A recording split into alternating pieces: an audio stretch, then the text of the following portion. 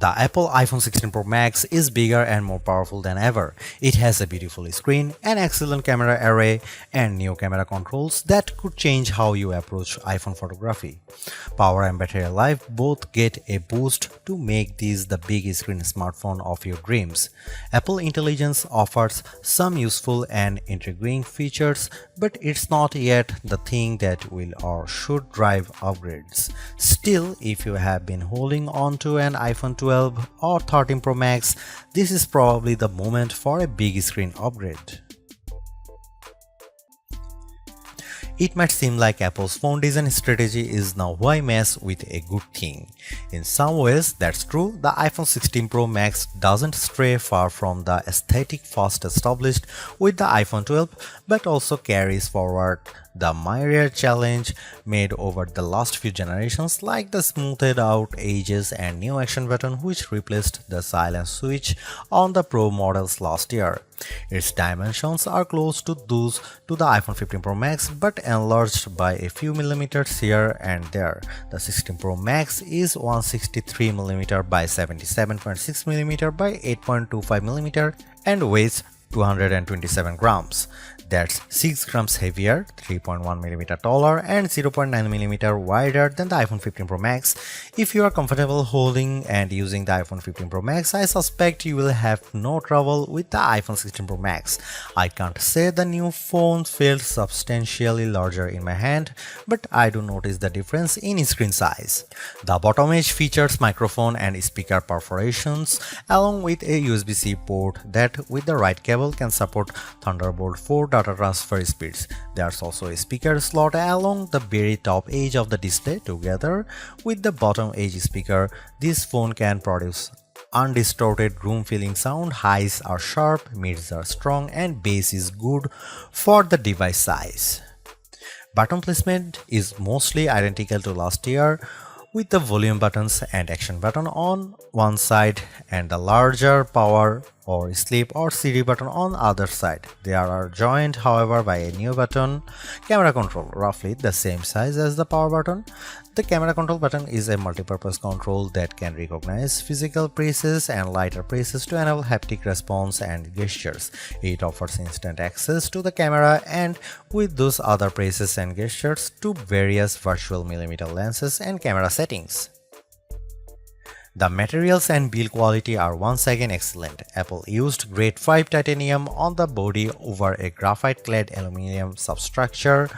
Apple has also upgraded its ceramic shield, which may make it less susceptible to cracks and scratches, although I was quite careful with my 1TB Desert titanium test unit, so I can't say for certain if this is the case. Okay, I did get it wet, purposely running the IP68 rated iPhone 16 Pro Max under a garden sprinkler. It was fun to watch the screen activating as it was touched by 1,000 tiny fingers when it was just water droplets, but the phone was otherwise unmoved and unharmed by the deluge. Sometimes I wonder how Apple might say its next screen technology. Will it add duper to it so it becomes super duper Retina XDR display? I mean, it may have boxed itself into a corner, but Apple skirted the issue this year by leaving its iPhone display technology pretty much untouched. This is a giant screen, 6.9 inches, achieved through a combination of a slightly larger chassis and pleasingly thinner bezel. There are more pixels than last year. The iPhone 16 Pro Max screen is 2868 by 1320, while the iPhone 15 Pro Max is 2796 by 1290. There's more pixels but not a higher density. This is still 460 ppi and so falls behind the Samsung Galaxy S24 Ultra's QHD Plus display, at least on the ppi front.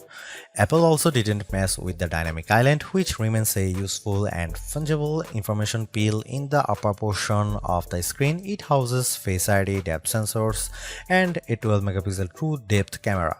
The camera takes excellent selfies and is my go-to for biometric unlocking. While the display's core specs haven't changed, they are worth noting. It's a wide color gamut screen that supports HDR True Tone always on display, means you can see a less saturated version of your lock screen without unlocking the phone, 2000 nits of peak brightness outdoors, and Pro Motion. Speaking of which, everything I did on the iPhone 16 Pro Max looked fantastic. I don't even notice the dynamic island when it's inside one of my games, and streaming videos via the likes of Netflix tends to crop out the cutout.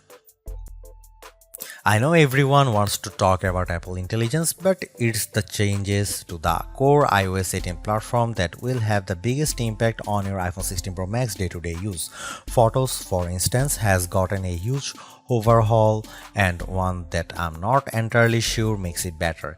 It's a situation of who moved my cheese, as many of your core features may have shifted or been replaced. The Photos app now defaults to search and collections, which might throw people who are expecting to see their photo library. Still, if they get used to using search for some natural language queries that yield useful image results, they might be pleasantly surprised. The iOS interface is now more customizable, and if you want, you can leave spaces in your app grids. You still can't place an app icon in space that, say, straddles two spaces in the invisible grid, but I think people will appreciate this new level of flexibility. Apple seems a bit obsessed with summarization. Summaries exist in writing tools and in the new Safari, which has a slightly hidden highlights feature. Look for a tiny hamburger menu on the left side of the address bar. You can use that to turn it on, and it will take, for example, a lengthy New Yorker article about Ronald Reagan and condense the thousands of words into a paragraph summary. Impressive. So I worry that such a boil down might leave out important nonsense. There's even a new passwords app that consolidates and surfaces all the password feature Apple has previously hidden in features like keychain. Now you have an easy to access app to manage sometimes confusing password and security word. One of my favorite new iOS 18 features is Math Notes. Inside Notes, you can scribble any question, and when you put an equal sign at the end of it, Math Notes automatically solves it and writes the answer in what will look just like your own penmanship. It's a smart bit of machine learning.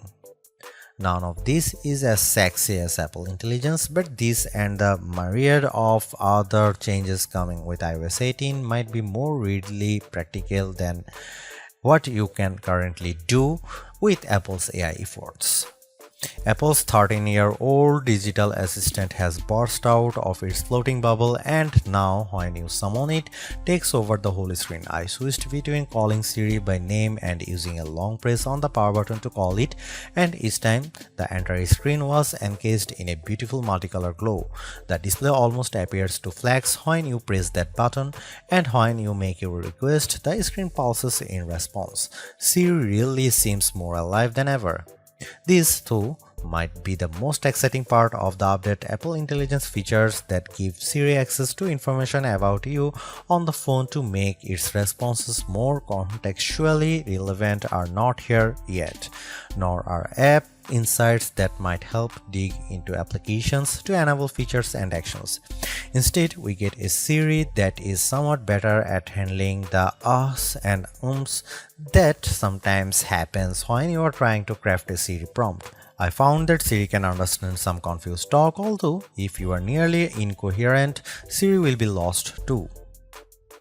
Siri did well on some question and was effective at opening the FaceTime camera when I said I wanted to take a selfie. It also did well when I asked how I could share my Wi-Fi password, returning a concise step-by-step guide. One other nice Siri update is the text to Siri. All it takes is 3 taps on the bottom of the screen to open a Siri window in which you can type in your prompt. It's a nice, discreet way of getting the answer or help you need. Writing tools, which you can find when you type text in notes, emails, or messages, offers to make your writing better in a variety of ways. I'm a confident writer and communicator in email and messaging, so AI assistance in these tasks doesn't appeal to me. There are 2 million who feel otherwise and may find these tools useful. I noticed how while writing tools offers to make your text more professional, concise and friendly, it does a stellar job of never losing a misconstructing the meaning of your original text. Photos is where Apple Intelligence shines. The new cleanup option in Edit is effective at removing unwanted objects from phone. When I opened a photo and tapped the cleanup eraser icon, it immediately offered to remove a few people from the background of my photo. I wanted to keep them, so I choose an object I wanted to remove, drawing over it. Precision is not a necessity. I drew over parts of it and cleanup identified the complete object. When I took a picture of my wife at an outdoor restaurant, I noticed that you could still see all the cars parked behind her. I used cleanup to remove them one by one. It did a good job. In all, Apple Intelligence shows early promise, but compared Google Gemini and Galaxy AI, it seems a bit limited. Siri still doesn't have that open LLM feel where you could ask it almost any question or solve any problem. There is no AI image generation, not even the promised Gen emojis.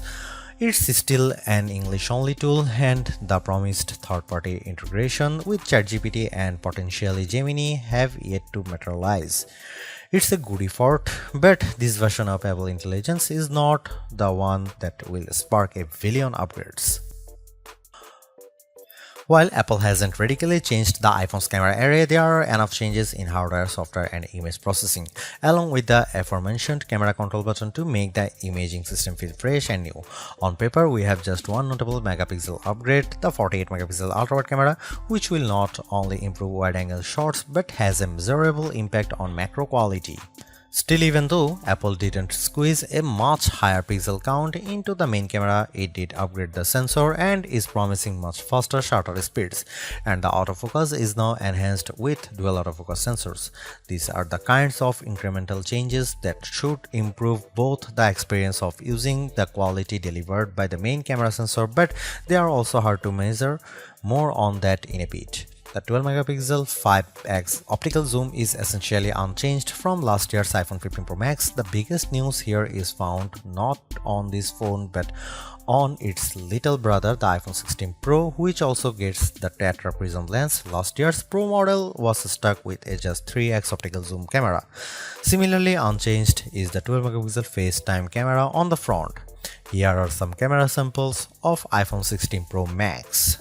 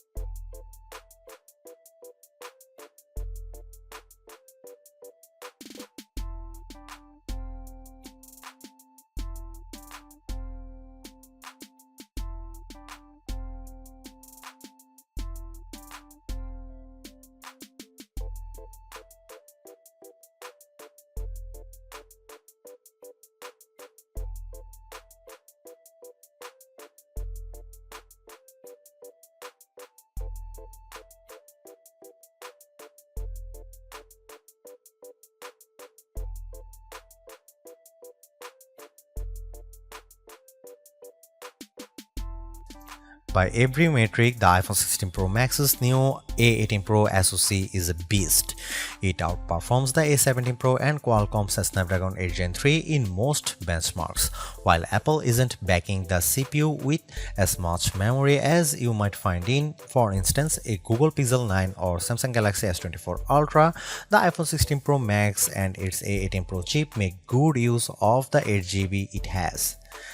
That the iPhone 16 Pro Max is essentially a mini computer in your pocket should surprise no one. Apple Silicon has provided ample power for everything from everyday productivity tasks to 4K video editing and AAA console gaming. The A18 Pro is no different, but in this case, we have an even larger canvas on which to enjoy its benefits. I'm not sure I could find a task this phone couldn't handle. If I have one criticism, it's that the phone does seem to get a bit warm during, for instance, gameplay and video editing in CapCut. I don't know if this is the graphite covered aluminum substructure more efficiently delivering heat from the chip to the body or the phone overworking. The good news is that this does not adversely impact performance or battery life.